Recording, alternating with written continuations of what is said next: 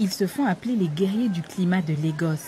Leur mission, rendre à la plage son état naturel. Aujourd'hui, la plupart des choses qu'ils y trouvent ne devraient pas être ici.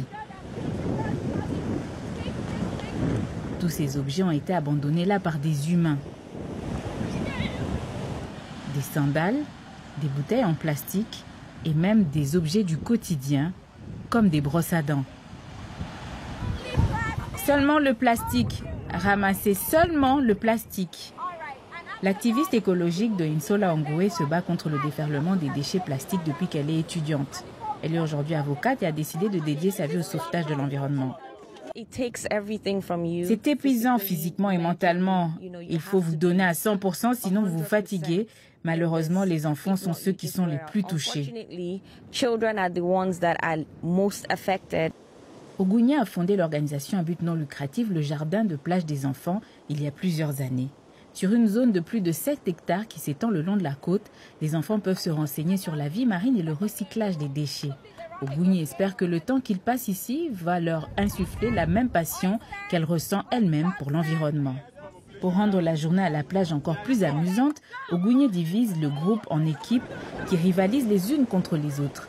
L'idée est de les motiver pour qu'ils ramassent le plus de plastique possible. Le premier défi, ramasser un maximum de bouteilles en 5 minutes.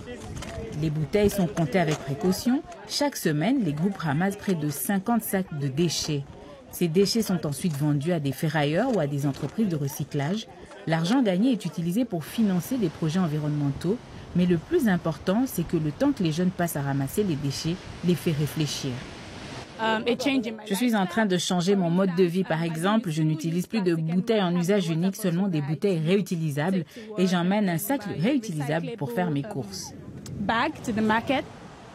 Les déchets plastiques sont l'un des plus grands problèmes qu'affronte la planète aujourd'hui, en particulier à Lagos où les sacs plastiques à usage unique et autres articles du même genre ne sont pas interdits, à la différence du Rwanda et du Kenya. Mais les enfants du Nigeria sont de plus en plus conscients que c'est leur avenir qui est en jeu. C'est vraiment terrible de voir autant de plastique échouer sur la plage, donc je viens presque chaque samedi pour essayer de réparer les dégâts.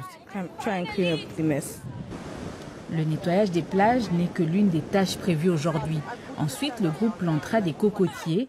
Ils poussent facilement même dans des sols sablonneux et peuvent réduire l'impact de l'érosion côtière.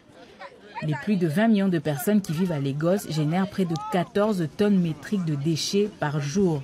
Pour Doinsola Ogounia et des dizaines de jeunes écologistes, chaque petit geste compte.